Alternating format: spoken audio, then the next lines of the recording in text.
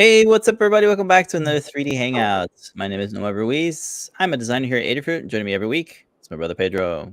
Good morning, everybody. Pedro, Creative Tech here at Adafruit, and every week we're here to share 3D printed projects featuring electronics from Adafruit. Oh yeah, this is the show where we combine 3D printing and DIY electronics to make inspirational projects. Hello, everybody. Welcome to episode 341. It is February 21st, 2024. We're hanging out in the Adafruit Discord server in the live broadcast chat channel. Take a couple moments to welcome everybody as they come in. We're streaming live on the 4 networks: Facebook, YouTube, Twitch, and X.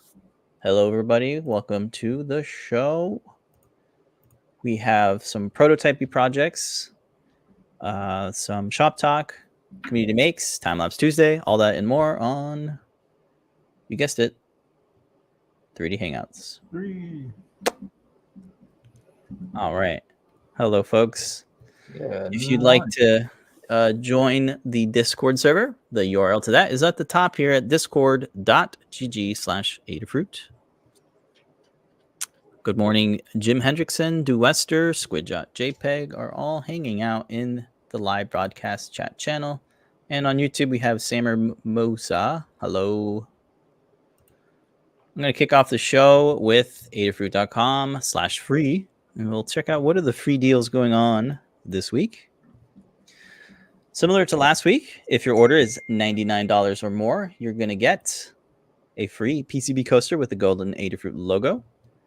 If your order is $149 or more, you get the PCB coaster plus an Adafruit KB2040. That's the lovely dev board with all the fancy features like Stemma QT, running off the RP2040 and tons of GPIO.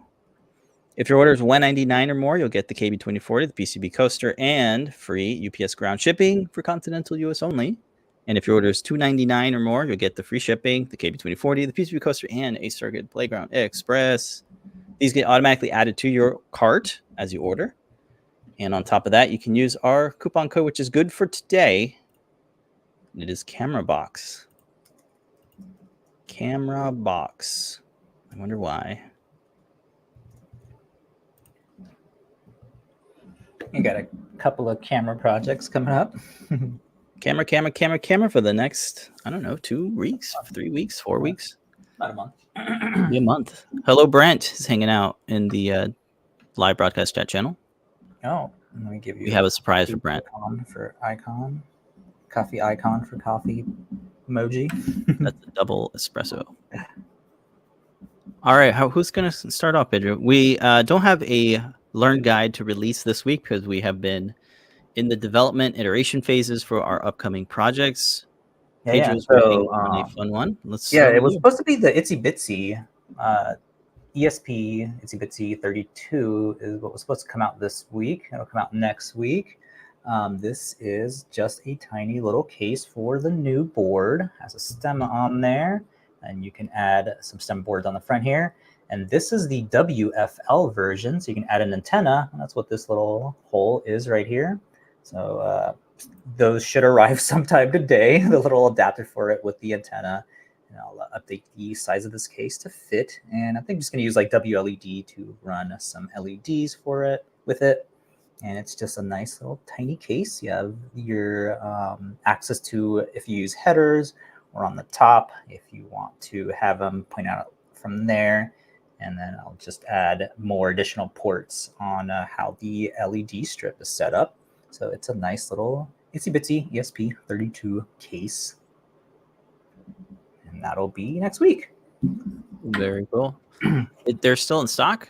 Yes. These are brand new. Lamar has a whole story about these, but she started the design in 2020, and it just got sidelined for all the part shortages and the continuation of things going on. But check it out. It's got the ESP32 Pico chip, so it works with WLED. It's the dual core 240 megahertz Estenza processor, 8 megabytes of flash, 2 megabytes of PS RAM. It recently got the CircuitPython build for it. Shout out to Liz for putting that together. You got a built-in STEMMA port, and you have those 2 buttons, which are nice for programming. And on the bottom, you have a little footprint for I suppose, a 2-pin JST battery connector, if you want to do that. Mm-hmm. That's really nice. Itsy-bitsy format. So It's so tiny. so We were tiny. talking about I want to use it in a project for something just because of the size and the Tiny. WFL antenna on there.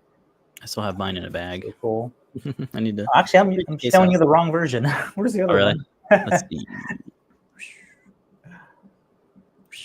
Oh, yeah. So on the product page, you have the PCB antenna or the WFL antenna, depending on your use case. They're the same price. And it looks like people have purchased more of the WFL version. There's only 43 left in stock. Oh, nice. Yeah, I'm really liking that one. Yeah.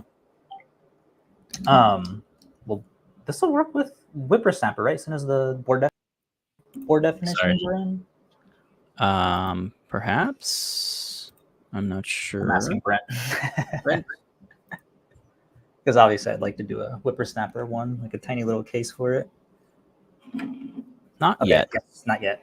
But just go to JP agrees. Great WLED microcontroller. Yes, for sure. Yeah, that was the first thing that came to mind. Yeah, I'm running these strips here. Can you even see the strip? I'm running that. Just the underlighting. Yeah. It looks very dim in the camera. Oh, because the sun's out. Yeah, the sun is out. Let me see if I can do like a solid color or a color loop. I'm going to show the little small one, but yeah, we'll show it off next week. Yeah. The little button pressers on it. All right. So that's that. We'll come out with that next week. Another one of the prototypes that we're working on is the updated Servo camera. So it's going to be a little, like an owl-looking cylindrical type camera mount for that. And on the bottom here, it'll attach to the servo. Just this guy here. So I just move the entire assembly around. And this is held on like a lot of the shoulder bots that we make. It's just magnets. So this base will double as, your for their desktop. So you can just sit on the desktop. And then this metal little shoulder thing goes on here. And that just attaches like so. So you can have a little shoulder bot moving around, scanning the faces that you're walking around in public. It should be okay for taking photos of people like that. It just pops off like that and moves around. So this will go on with a mount that is attached to the Memento. I'm thinking it'll be the tripod framing that you built for it, Noah. So sure. Or mounts that'll go down and then have a spot to insert and then screw the servo into, like so. Mm-hmm. And you have your LED to illuminate and then give you some feedback, I think like green, yellow, and red, based on whether the accuracy of scanning a face. And if we turn this going on, oh, you know what? I sent the other one that had the face tracking demo. I sent it to Brent. I forgot to put it on this one. But we're talking about the way that this assembles together. It's just two little these little tabs with the screws on there, and you have a good field of view on here. We're discussing the maximum height, how far you can be away from the screen until it gets obstructed. It's like 24 millimeters. So it's pretty embedded. That was the first thing I was scared about. Like, oh no, having to put it into a cylinder. Good. I can't believe it's unobstructed. And I like the other half. You have like this kind of cool viewfinder going on. Oh yeah. Reminds me of like if I don't break it. A ViewMaster from the 80s. Kind of has that ViewMaster taper in there because you print it at an angle. And then it helps with the chamfer. Yeah, it helps as like a view. That's so when cool. You're out, it'll definitely like help block like the sunlight. Might need to expand this just a little bit, like by 0.15. I had it expanded at 0.2, and I could see the edges. I didn't like that, so expand it just a little bit more so you can see more of you can see how the resolution up here is getting cut off. So I'll expand that a little bit. Okay. Well, I love the shape. I'm getting some vibes from sort of a minion, but also R2D2 and other cute round cylindrical robots. Jim Hendrickson says the dome shape resembles a little observatory. That's cool too. Oh, it does. Yeah. Little observatory. Yeah. Huh. Yeah. Very cute. Very kind of minimalistic, but I think it's very nice. Yeah, Cool. a mountain like that. And then, like we were already shown before, it'll move around here. And the magnets that we're using are the ones that we use for building our the lapel magnets for what we're using them for. I think for like attaching CircuitPython or Circuit Playground Expresses to like make a badge. So we have plenty of these, and then to make the magnets a little bit more stronger, we also have these other neodymium magnets in the shop as well, and that just adds more power to it because I'm sure the weight is going to increase on it. So I want to make sure that it's not like loose when it's on you. This is that's pretty really good. These are great magnets. Yeah, they're nice and thick and a fairly small diameter. Yeah, and then this is sandwiched in with one of the servo horns on there, so that's how that is attached. Let's pop this off real quick. And that's just like that. Nice. Yeah. Once I fully assemble this, there is a screw that goes through the servo horn to firmly attach it, so it doesn't just pop right out. That's how that guy is working. And the screws that just hold it all together. And then the only thing I don't know how to source is this guy. This came from one of the puppets that you can get at it's Animal Kingdom, the Pandora little shoulder puppets. But I think like any sort of metal that you can bend, or you can bend it, yeah. They even have like the little plate ones for having the little plushies that everybody wears on their shoulders at Disney. Sure, yeah. Where we get the ideas for these. So yeah, should be nice way to have a shoulder bot without having to have usually like people have like belt and all this stuff over you. That's nice to curve around your shoulder and with that little bit of silicone bumper, it kind of grips a little bit to your skin. Yeah. Hold on like that. Yeah, that fits good. Doubles as the base, and I'll add some little feet on here, so when you put it on your desk, it's not sliding around. Right. Cool. Oh my God, looking at the comments here, Squid saying they accidentally broke two magnets when they unexpectedly smashed together. That is always my fear when working with these magnetic projects. Just super careful. Yep, caution. And then I think that's it. That's all the stuff that I'm prototyping. The ItsyBitsy case next week with the UFL antenna, and then either the week after that or following that, we'll do the shoulder bot. If not, we'll do some sort of project with tracking robot. Yeah. Cool. All right. I'm up with my prototype using the Memento camera as well. This is, what is this? It's a little birdhouse. So this is going to be a kind of DIY IoT bird feeder. Brent wrote some code that uses a PIR sensor to trigger the camera's shutter. So whenever a bird lands here, hopefully it'll take a picture of it. And we have a waterproof enclosure. This is the small waterproof enclosure that we sell in the Adafruit shop. It's injection molded.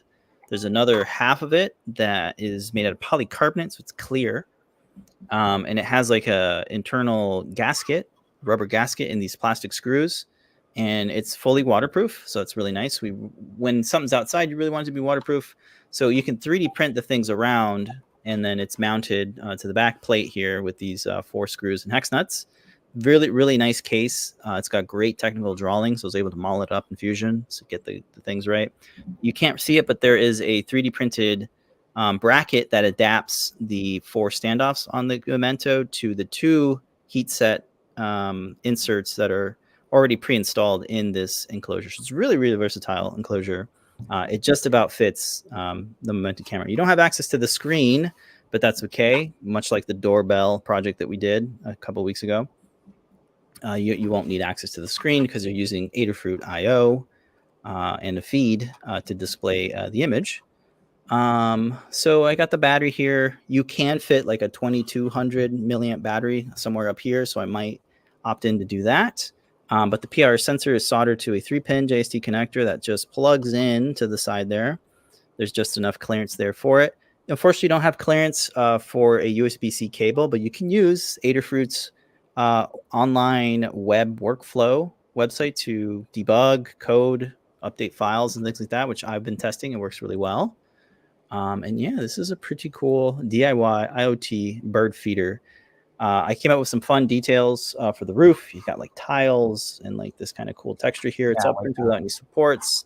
The hopper, you know, it's a parametric design, so we can make it bigger or smaller if you want. But I think for just one bird and testing, it'll work pretty well. We have some hooks here, or some holes, some slots for either bolting to something else or adding hooks or something. We have yet to kind of test that out. But one of the things I found is that this PIR sensor with the polycarbonate clear covering over it, it doesn't work. At least I couldn't get it to work. I played around with the built-in potentiometers for the sensitivity and the delay. I don't think a PIR sensor works even when a clear thing is in front of it, because it's like it just sees it as a solid object. So what we're going to do is we're going to drill a hole in that polycarbonate, but also why not 3D print the thing? So I have here is a plate that will just press fit here. I'll print out a TPU, a flexible filament gasket that will go on the inline here, and then we can reuse those plastic screws.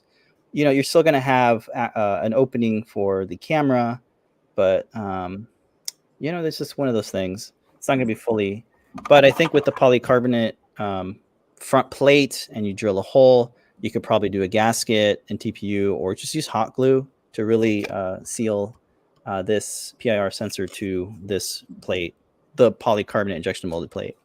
But otherwise, I think it's going to be a pretty good solution. You got plenty of room in there for some bird feed. And that's pretty much the gist of it. Let me show you the picture I took earlier this morning on my Adafruit IO dashboard. Well, it's more the feeds, but here is a picture of Adabot, pretty much just perched up right here. So he was kind of like this.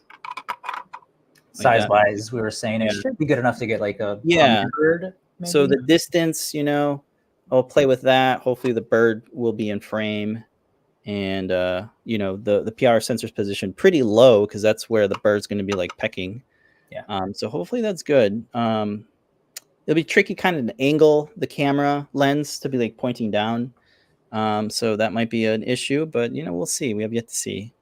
And then what does a bird look like compared to a squirrel? Like, does it, you know, we don't know yet. But you can see here, this is the image that that it captured with the PIR sensor. Yeah, so that's kind of what I got going on. Very little cool. Bird feeder. Yeah, that's maybe in a couple of weeks. We'll see. That is super cool. Fetty is working on a AI bird song identity project. Wow. You can hear the bird song and identify That's cool. what it is. Wow, there's a chart here that shows you some data here on the different birds. It's funny. I actually go around and save like bird songs and then play them back to the birds as I'm walking around. Nice. That's funny. Yeah, and you can play them back and try to communicate with the bird. Yeah. Although I think it makes them mad, the cardinal especially. Oh yeah, don't do that. Swooping down at me, so I'm like, play the song back to him. It's a cry for a battle cry or something. Yeah, so I'll post this up, Brent. I've been working on it in the background, just kind of to get queued up, so that when we're done with the shoulder bot, we can focus again on the bird feeder. Yeah. I think having even just a bracket for the weatherproof enclosure is a good, useful mount, so that you can enclose. Maybe you want to throw this outside and take some time-lapse, outdoor time-lapse photography. Having it waterproof in this enclosure is nice, and having that PCB bracket is kind of essential, because otherwise it's just kind of floating around in there. And we currently have, if you go to the Adafruit shop, let's go to small weather, and you should see it momentarily. Here it is. This is it. That's what the front cover looks like. Again, it's polycarbonate, so it's shatter resistant. There's a whole data sheet on the material that they use. It's some really good high grade ABS plastic mixed with some like special resin. But there you can see the internal mounting standoffs. They're threaded. They come with screws. These screws are plastic, and there's a gasket. You can just make out the gasket here, the white thing on the outside. That's that basically seals the two pieces together, and it prevents from any moisture from getting in there. And yeah, plastic screws, huh? Pretty cool. So I have a model of it. I'll release that. You can fit about an Arduino size thing in there, and looks like a Pomer Proto just about fits, but it doesn't quite. Oh wow. Yeah, or just about to fit the corners. Yeah. But I haven't used this yet, and look at that. Even the dimensions are on the outside for the mounting holes. It's pretty nice. Yeah. I really like it. It's a little chunky, but for this project, it makes a lot of sense. Oh no, it fits all the stuff you needed to. Yeah. Looks like it's been used a few times. Mailbox notification, trinket, Bluetooth alarm system. And yeah, I don't think you'll need to access the USB other than charging the battery. But it's relatively easy to take it apart. So it's one of those caveats, I think. Charging the battery will be a thing. Yeah. But yeah, if you want the weatherproof case, you can pick one up. Let's see, any questions about? I might need to expose my USB cable on the robot. Look at that. Maybe. Just so it could be powered, because, you know, especially you're walking around, it'll drain. Yeah. Well, you have plenty of room in there for a bigger battery. Maybe go with the 2200. Yeah. That should fit. You have a nice little bit of cavity on there, but then the caveat is, oh no, now it's going to weigh more. Exactly. Like, oh no, won't that waste more power trying to push a heavier object? Well, you can use a bigger servo, or just have the wire coming out into my back pocket with the battery. Yeah, that's a good idea too. I'll look like a Vision Pro user. Yeah. I think that's it's standardizing external batteries. Wires coming out. Yeah. Oh, they used to do that with the Google Glass when I was charging. Right. Memento is out of stock. Please sign up to get notified when they're back in stock. And what other product did we showcase? I posted the PIR, Micro Servo. Yeah, these actually come with a JST 3-pin, so that connects to the board. That's what I'm posting. Yeah, really nice. No solder. Yeah, no, I had one that. That's why I didn't send you that one. Sorry. Yeah, so that would be nice to plug into the Memento. And then I wish the PIR sensor came with one of these guys, because I had to solder directly to it. It comes with this little thing, but it's not, it only goes to that. And like, it's too bulky to fit. Yeah. To fit inside the case. So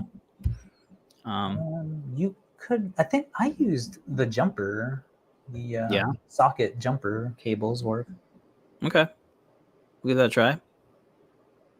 And I think those are all the parts. Yep.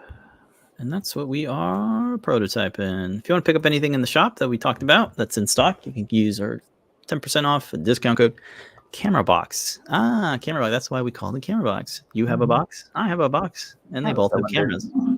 I got a cylinder. Cylindrical box, whatever. The Feddy is saying that playing back the bird music is illegal in parks. Oh wow! Yeah, you're gonna. I did not know that. It makes sense though, for like endangered birds and stuff. And he has a story here on. Saw some toucans. They haven't been back. So he said. Yeah, I guess. Yeah, the scale of the birds we're gonna get. You're gonna get like what do you have around there, like cardinals and stuff, and then we have our big old cranes here. So. His head is probably going to fill the frame. How close they get. Yeah. Yeah. If anyone has fun ideas for the bird feeder, let me know. Be interesting to see what animals approach it. I'm thinking squirrels and birds. I don't know what else would show up. The scale, because we were talking about the cranes just had their little babies, so I want to see how big the baby is, so we can get photos of the baby eaten out of there.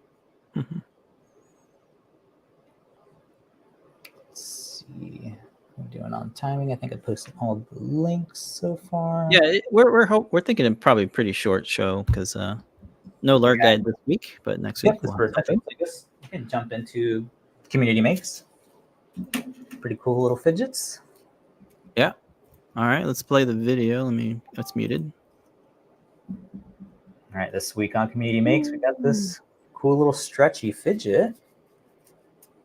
That is, I'm liking the way this is stretching. These little bars go between these circles in on each other, and they stay all together, allowing you to move them like across themselves until they hit like the end of the wall there.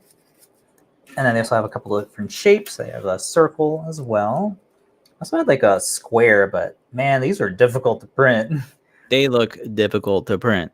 So anything with a thin body, thin walls, the whole thing is thin walls. It's a lattice. Yeah. So there's a ton of retraction. This is a great. It's nothing but retraction. Torture test for your 3D printer. Yeah. I first saw this on I think Instagram, but I looked at it and I was like, oh wow, this is a really cool print in place mechanism, and it showcases how you can create this mechanical hinge with this lattice. So it's pretty cool. I haven't quite seen it before. It's difficult to tell on a single extrusion print. Yeah, what's going on? But it's easier to print on that. I'm guessing that's why, because you're changing the head, the color, as you're printing each layer, and I think that's what was pulling it away from the bed. Yeah, it reminds me of those science toys that you would see at science museums. It would be a ball, and then it would expand out to this giant thing, and it kind of showcases how mechanisms can kind of hinge down to change its form. So it's a pretty cool principle. It looks super cool. The dual extrusion, of course. Yeah. With the colors. Where am I? There it is. So it is a free design. It's from Tomo Designs. Comes in different shapes. Dual extrusion, single extrusion. There's a video about it. You can check that out. Print settings. Make sure you have a lot of bed adhesion. Yeah. Cool filament. I used a brim. See if you 1 millimeter brim. Yeah. So I did have to do a ton of cleanup, just removing it off from the bottom. But it cleans up pretty good. Yeah. And then even the fails, you can see this right here at the bottom. Because of the rest of it did not fail. It kind of carries along with it, and then you can't tell that it was a fail. Good color combo there. Yeah. And I really like this. Really good inspiration for if we needed to make a fancy hinge like that. And there it is. Could be as part of the whole. I don't know, is this a wing or something that could be? Yeah, I don't know. Servo on this. Yeah, it's a good concept, but applying it to something else would be interesting. I don't have any ideas right now. So my headspace isn't there, but yeah, maybe something. Maybe we'll come up with something. Squid.jpg is saying squirrels around here will chase the birds away from the feeder. I can see that. I wonder if there's a way to remotely trigger the buzzer to scare the bird away or something. No, what I was thinking. Or have a servo kind of trap the not the animal, but trap to cover the electric. You've had enough. You've had enough. Have a little shock. No, but that's probably just cover the food. That'd be kind of neat. The one of those squirrel capturing devices. But no, we just want to feed the animals. We don't want to harm the animal. It's a trade. We give them food, and in return, we take their likeness and sell their data online. Yeah. Well, the squirrels here are eating through the cars, so they don't get a free pass. Is it the squirrel or is it the mice? Squirrels, the mouse, and a rabbit. We were on a walk yesterday, and we saw what we thought was a rat. It turns out it's a muskrat, which is the first time I've seen a muskrat. Is it bigger? It's huge. It was a huge, animal, rodent, I guess you call them. It had this giant, thick tail. We caught it on video. It was walking so slow because it was so heavy. It had eaten. I don't know what it ate, but Oh, there you go. Squid says, squirt it with a jet of water. Oh, that's funny. I like a cat on your counter. Mhm. Yeah. Yeah, it'd be cool to do something with one of those valves that we sell that are mechanical. All right. I got a couple more community makes. Yes. Let's check in. Let's see. The first one is we got a remix for our heat set insert rig. This is by 123 Cure 121 on Printiverse printables.com. This is an add-on to the project. It's a bit of a storage piece combined with the counterweight. It has these little holders for the CNC kitchen add-ons for the soldering iron. That's a pretty clever use of the countersink because these are brass and they're going to be heavy anyway, and hold them in place. So when you're swapping out different sizes for your heat set inserts, you can all house them in the same kind of thing, which is a pretty cool idea. So I love seeing these additions. There's so many add-ons to this project. It's really kind of developed a life of its own. Yeah, so it's cool. It's cool to see. All right, shout out to them for posting that. After that, we have a make from Zenri on printables.com. It's the Circuit Playground Snap Fit case. If you have a Circuit Playground Express and you want some way to kind of mount it to something else or just protect it, you can 3D print this simple snap fit case. Zenri says, Adafruit snap fits are always a joy. I find it hilarious that we all install the CPE upside down, but I really like how that tones down the neopixels and protects the board. Have a protective case gives me some peace of mind when I lend this board to buddying makers. Yes. Very nice. And this comes in different sizes, as you can see. I think we printed a star and some other shapes. Mm-hmm. After that, blast from the past, but still relevant. An Octoprint rig for your Pi TFT 3.5 inch. This is a sort of a remix add-on for a Viper printer. And it kind of angles it. So it's got like this additional bracket that props it up at an angle, and it houses the Raspberry Pi and the Pi TFT touch display. And that was our original thing. It has a stand, but this one looks like it attaches directly to the printer, which is nice. Okay, after that, another blast from the past. This was posted up by Zareth. They said I had to edit this a bit to align it to his own lamp, but it looks nice and it fits other IKEA lamps in their apartment. This was a lampshade that I designed. It can be dual extruded or single extruded, but the idea is it's geometric, has a diffuser. I originally printed this on a dual extrusion Ultimaker, but they printed it just the geodesic bit of it for their IKEA lamp.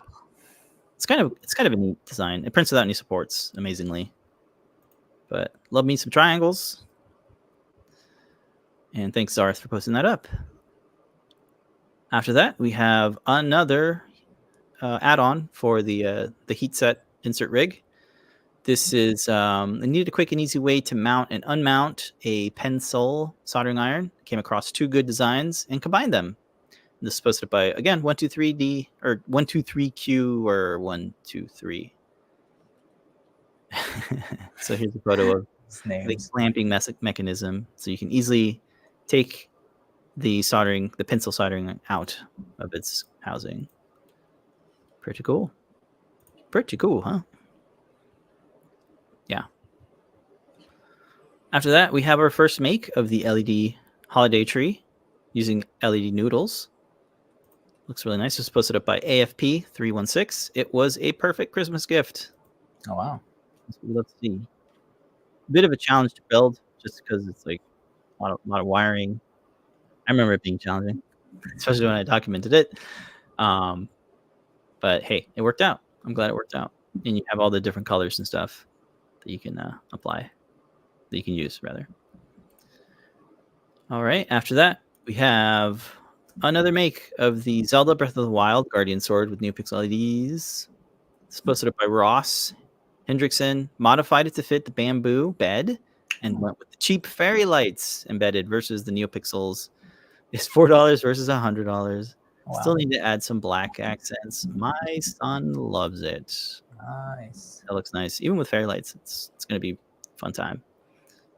Good use of the colors too. Very cool. Yeah, this was we need to upgrade this. We were talking about what board to actually use. Probably a prop maker. Most likely, yeah. Yeah, there's no sound effects in it, but we just need to update it so it's no longer Arduino and a low power proper mounts. Yeah, we can add accelerometer and sound effects, all that stuff now. With it has none of that. Holy crap! Yeah, it's pretty bare bones, but at the time it was still like really cool. Yeah, lots of makes on this one, on Thingiverse especially because it's kind of dated now, as you can tell with the electronics, but a lot of folks still are making it, which is super cool. Maybe we'll make some Zonai. Is that what they're called? The Zonai. Maybe we'll do something like that. Ancient Sword, something. And that concludes the community makes. Thank you everybody so much for posting up your makes. We really appreciate it. That's the show. Like we said, we're doing a low-key, shorty, but goodie. Working on stuff.